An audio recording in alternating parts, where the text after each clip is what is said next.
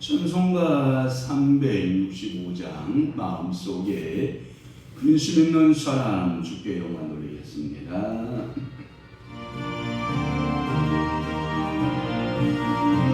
주로 마음속에 근심 있는 사람 주 예수 앞에 아리오라스.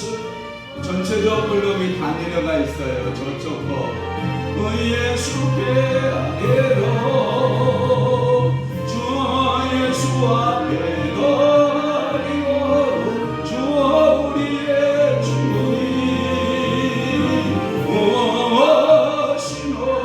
심하지 말고 주 예수께 아뢰라.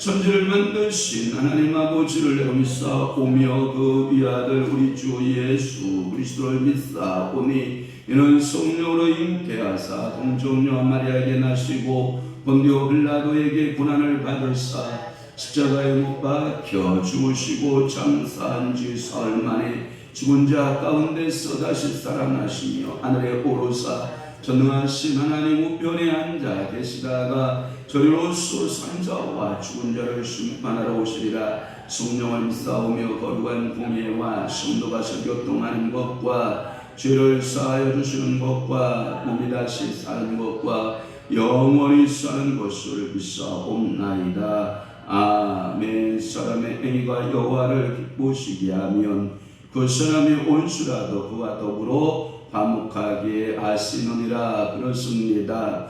오늘도 사람이 행위가 여호와를 기쁘시게 하면 사람의 모든 온수라도 그와 더불어 화목하게 된다라고 말씀하여 주시오니 감사합니다. 오늘도 우리가 하나님과 화목하게 힘쓰는 지혜자들, 명철한 자들, 청명한 자들이 다 되도록 성령 하나님 우리를 사로잡아 주시고 은혜 주시고 복 주시고 축복하여 주시며 성령께서 우리를 오늘 사로잡아 주옵시며 성령의 사람들, 믿음의 사람들, 축복의 사람들이 다 되도록 은혜 베풀어 주옵소서.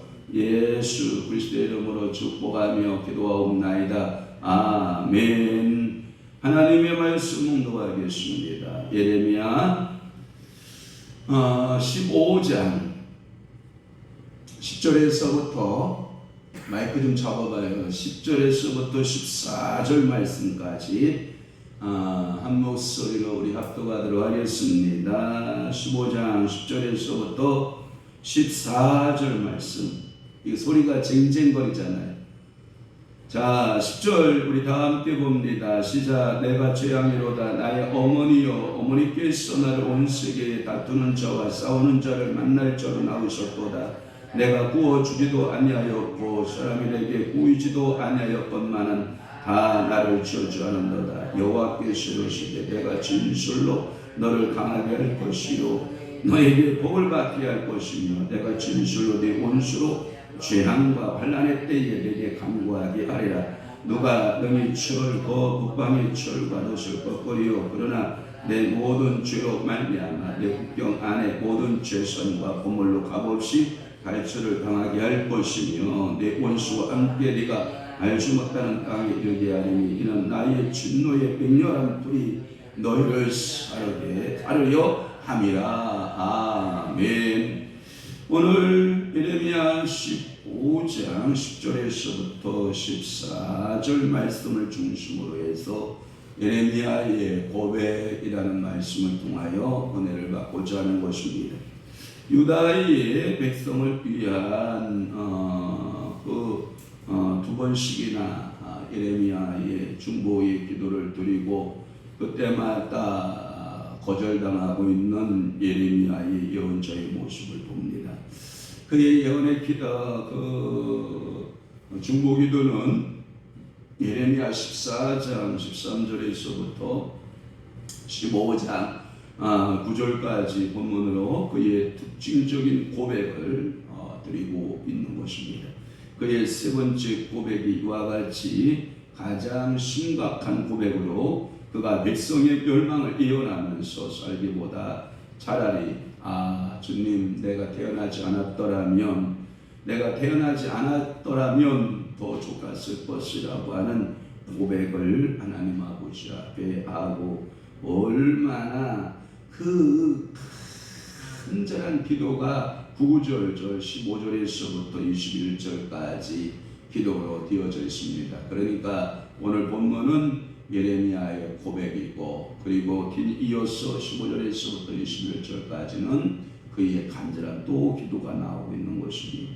이는 극히 귀중한 부분이다라고 해석을 하고 있고 이는 예레미야의 얼마나 그 하나님에 대해서 또는 백성의 죄에 대해서 민감한가라고 하는 것을 알 수가 있고 그리고 그는 하나님의 그 하심에 어찌할 수 없는 소극성, 그러니까 하나님의 뜻에 대하여 자기가 아무것도 할 수 없는 소극적인 모습들을 이렇게 보고 있고 그 자신의 모습을 표현하고 있다 이렇게 보고 있는 거예요. 그 말의 의미는 여러분들이 저를 잘 보세요.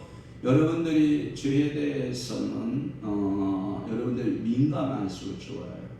그러니까 하나님께서 어떠한 유다에 대한 그 심판을 계획하시고 책망을 계획하시고 네 가지로 그들을 책망하고 그들을 징벌할 것을 말씀했을 때 예레미야의 그 영적인 민감성, 영적인 감도가 굉장히 민감했다라고 하는 거예요.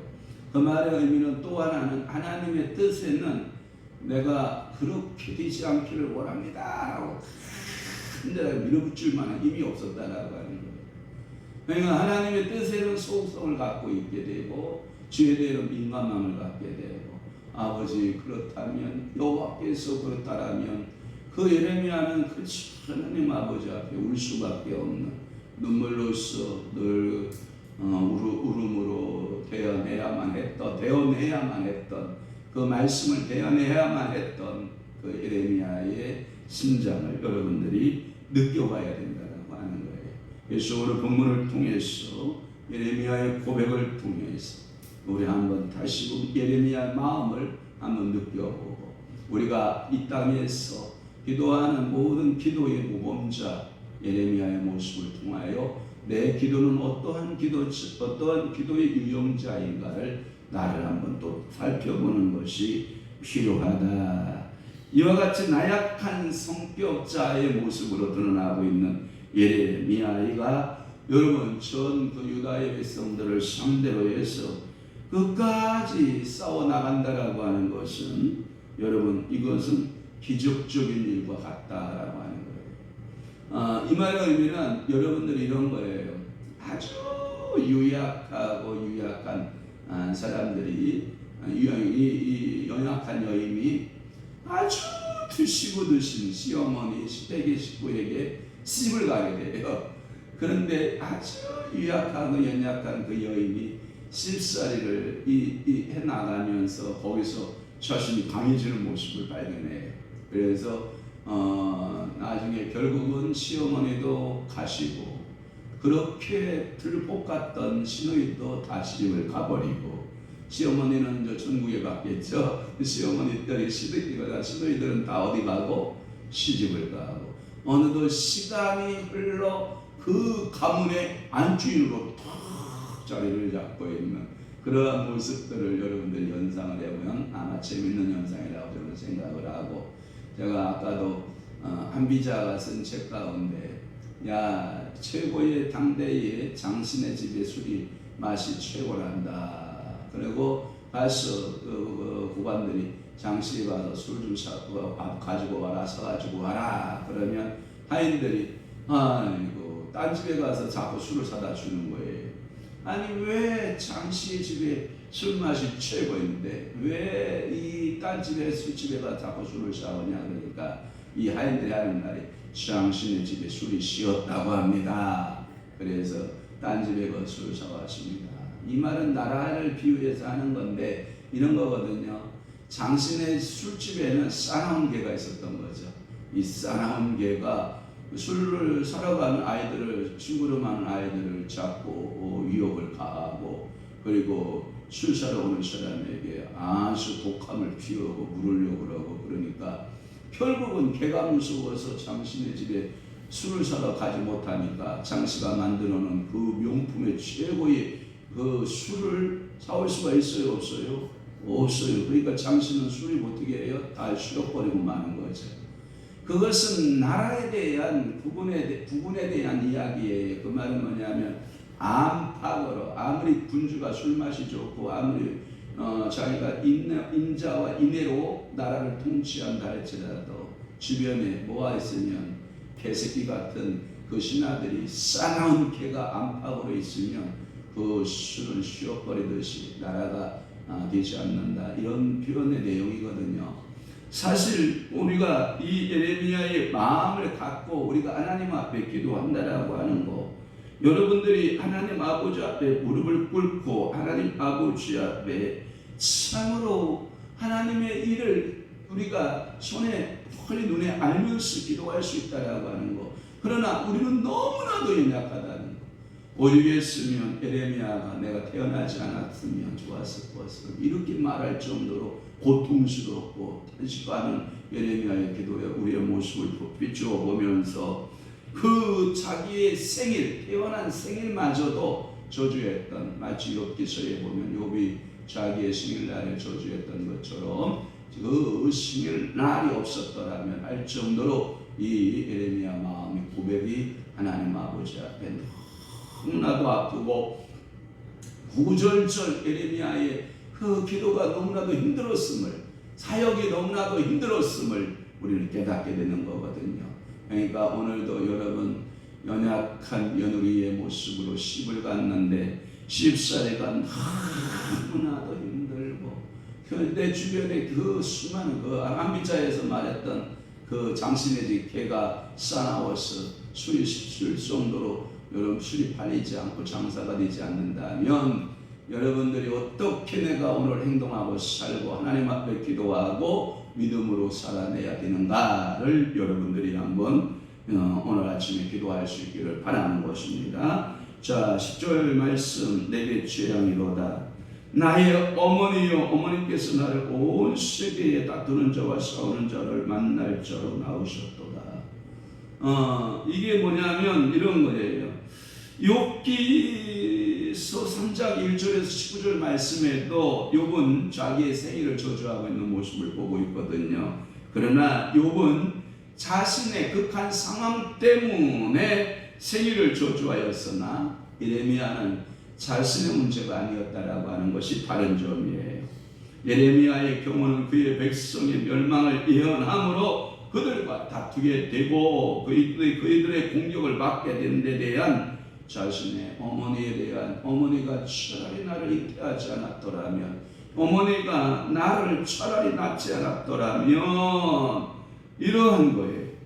내가 꾸어주지도 아니하였고 사람이 내게 꾸이지도 아니하였건만은 다 나를 저주하는도다. 이 말은 뭐냐면 서로 상대 간에 우리가 다투는 원인들을 보면 이런 거잖아요. 대부분 물질 관계 때문에 다투잖아요. 그죠? 그런데 에레미야하고 백성들 간의 물질 관계가 엮었다 안 엮어졌다? 전혀 엮어지지 않는 거예요. 어떤 경제적 문제가 서로 엮어지지 않은 거예요. 대부분 우리가 법정에서 우리가 다투는 원인을 보면 범죄 아닌 이상은 서로 경제적인 문제 가지고 다투는 거죠. 제가 형제와 형제끼리 다투는 모습들을 보면은 부모의 유산권 때문에 다퉈요. 그리고 그 유산권을 한 푼이라도 더 가져가겠다고 다투는 모습들을 보면 가만히 있죠. 여러분, 다툴 이유가 없거든요. 사실은 다 대화하고 풀어갈 문제들인데 형제들끼리 돈 몇 푼 가지고 막 다투고, 논 가지고 밭 가지고 집 가지고 요즘은 막 다투는 모습들을 보면 참 안타까운 것이거든요. 이렇게 에레미야는 백성들 간에 어떠한 친구관계나 경제적인 문제가 전혀 없다라고 하는 거예요. 꾸어준지도 없고 꾸우지도 않았고 경제적 문제도 없음에도 불구하고 이 에레미야와 백성들의 지금 다툼은 무슨 문제 가지고 다투고 있는 거예요? 영적인 문제를 다투는 거예요. 하나님의 뜻을 전달하고자 하는 에레미야를 백성들이 이해한다 못한다? 못한다. 제가 보니까 우리 권사님 앞에 참 제가 죄송한 말씀 드리지만 우리 권사님 어떻게 해서라도 한 번이라도 우리 자녀들이 예배당에 나오게 해서 예배드릴까, 이 모습을 다투는 모습을 보면 제가 옆에서 야, 설교 잘해야 되겠다. 저렇게 애써서 수고해서 애들 한번 교회당 오는 게 쉽지 않을 터인데 설교 잘해서 그 아이들의 믿음이 들어가고 신앙에 들어가고 참으로 그 간절한 그 기도 있지 않나요? 뭐 하려고 그렇게 자녀하고 다투고 그렇게 뭐 하려고 얼굴을 붓기겠어요? 믿음으로 살아야 된다. 믿음으로 살아야 된다. 제가 우리 딸들만 보면 그렇게 예쁘고 반가워서 꼭 안아주면서 꼭 하는 말이 수요일날 보자, 금요일날 보자. 하나님이 너무 고개를 솔레솔레 흔들고, 이 딸들인데도 그런데 여러분 시집간 아이들 다 큰 아이들을 여러분 이게 참 쉽지 않거든요. 그러니까 오늘 여러분들이 다툴 일이 있거든 돈 문제 가지고 다투지 마시고 영적으로 여러분들이 뭐예요? 말씀대로 살지 못하는 것 때문에 다투고 여러분들이 기도하고 그것을 하나님이 보신다 안 보신다? 보신다. 그래서 내가 꾸어주지도 아니하였고 사람이 되게 꾸어지도 아니하였다는 거 말씀은 채권 친구관계가 있다 없다? 없다. 그런 면에도 불구하고 이 예레미야는 이런 일이 없는데 백성들로부터 이렇게 천대받고 다투고 침을 당하고 이런 것에 대하여 한탄하고 있는 예레미야의 모습이라는 거지요. 또 하나는 11절 말씀에 보면 너를 강하게 할 것이요 너에게 복을 받게 할 것이며 라고 하는 말씀이 있어요. 너의 고난이 축복이 됐으면 좋겠다라고 하는 거예요. 하나님은 우리를 훈련시킬 때 그 훈련받다가도 죽어라, 이게 훈련이 아니에요. 훈련의 방법은 어떤 방법이냐면 네가 훈련을 통해서 온전히 세워졌으면 좋겠다. 이것이 하나님 훈련 방법이에요. 부모가 어떤 자녀를 향해서 모진 말을 쏟아내요. 너 그렇게 하다가는 너 그렇다가 이게 이제 뭐가 되냐면 잔소리가 될 수가 있거든요. 그런데 이 잔소리를 정말 우리 엄마 아빠가 나를 사랑해서 하는 소리로 알아들으면 자녀에게는 뭐가 생겨요? 변화의 역사가 생겨요. 변화의 삶의 변화의 모습이 생겨요. 그러나 그것을 단순하게 뭘로 듣게 되면 잔소리로 듣게 되면 변화가 일어나요? 안 일어나요? 안 일어나요. 하나님께서 너의 대적, 너의 원수들이 있다. 그러나 그 원수들을 그 대적들의 재앙과 환난에 때에 내게 간구하게 하리라. 이 말은 뭐냐면 내 백성이 환난을 주면 하나님의 뜻은 그거예요. 유다가 환난을 당하게 되면 하나님께 무릎 꿇지 않겠느냐 이 뜻이에요. 근데 꿇어요 안 꿇어요? 안 꿇어요. 이게 문제예요. 하나님이 이 환난이라고 하는 도구를 통해서 부르시거든요. 그러면 하나님 아버지 앞에 부르심을 받고 나가면 좋거든요. 근데 나가야 안 나가요? 안 나가요. 이게 문제예요. 하나님이 지지하심을 그는 결국 환난에서 이겨나가고 있는 그 원수들. 그래서 환난 날에 그에게 와서 기도하며 그리고 하나님 아버지 앞에 간절히 그 기도하고 있는 그의 모습들을 보는 것입니다. 이 말은 하나님께서 그들을 사랑하시고 부르시고 하나님께서 그들을 축복하시기로 결심하고 하나님께서 그들에게 말씀하여도 그들은 듣는다 안 듣는다? 안 듣는다라고 하는 거예요. 자, 오늘 12절까지 부를게요. 자, 14절까지 읽었지만 12절부터 부를게요. 자, 12절 누가 능히 철 곧 북방의 철과 놋을 꺾으리요 라고 하는 말씀이 있어요. 거기에 12절하고 작은 1번 주석에 보면 오른쪽 밑에 부분에 뭐라고 되어 있어요? 철이 어찌 능히 북방의 철과. 이 말은 뭐냐면 이런 말이 있어요. 북쪽의 거대한 군사력을 이 유다의 철을, 다시 말해서 유다의 군사력을 가지고 막아낼 수 있다 없다? 없다. 그래서 누가 능히 철 곧 북방의 철과 놋을 꺾으리요. 이 말은 꺾어낼 사람이 없다. 그러면 꺾어낼 사람이 없으면 여러분들은 어떻게 해야 돼요? 전능하신 하나님 앞에 뭐 해야 돼요? 기도해야 돼요. 이 북방에서 밀려오는 철들을 꺾은 예가 굉장히 성경에 많아요. 또 하나 남쪽에 철이 있어요. 애굽이나 구스나 이러한 나라에서 쳐들어왔을 때 꺾었던 예는 하나님은 수없이 많은 경험을 갖고 계세요. 그러나 인간적으로 군사력을 일으켜서 그 철을 막아낸다라고 하는 것은 자기가 가진 철로서는 이길 수 낼 수가 있다 없다? 없다. 저는 기획과를 전공했기 때문에 기획과에서 여러분 철에 대한 강도를 저는 잘 알고 있어요. 철이 무엇을 깎아요? 철을 깎아요. 그 말은 뭐냐면 강한 철이 약한 철을 깎아내거든요. 여러분 선반기기 알아요? 밀링기기 알아요? 여러분 그 드릴 여러분 해서 철을 뚫고 나가는 철을 여러분들 보시지 않나요? 강한 철이 약한 철, 무른 철을 뚫게 되어 있거든요.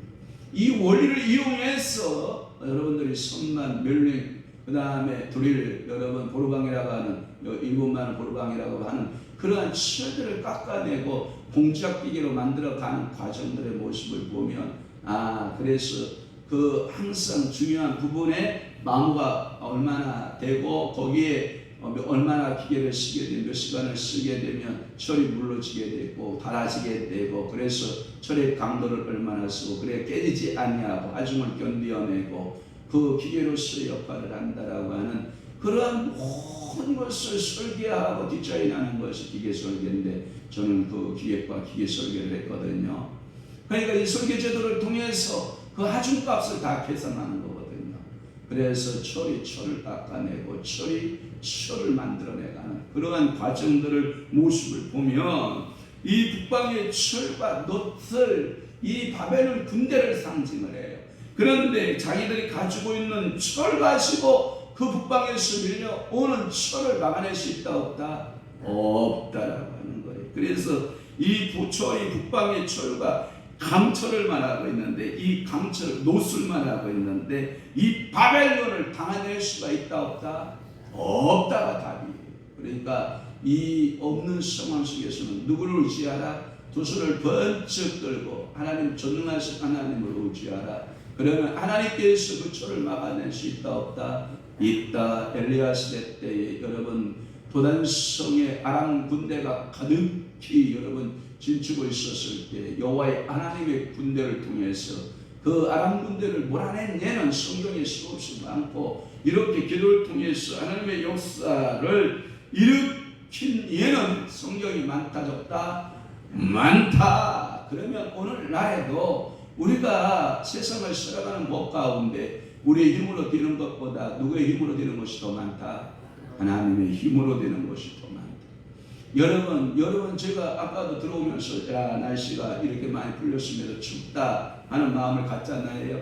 여러분 이 추위와 더위를 여러분 우리가 얼마의 소비를 떼서 이게 가능할 거예요.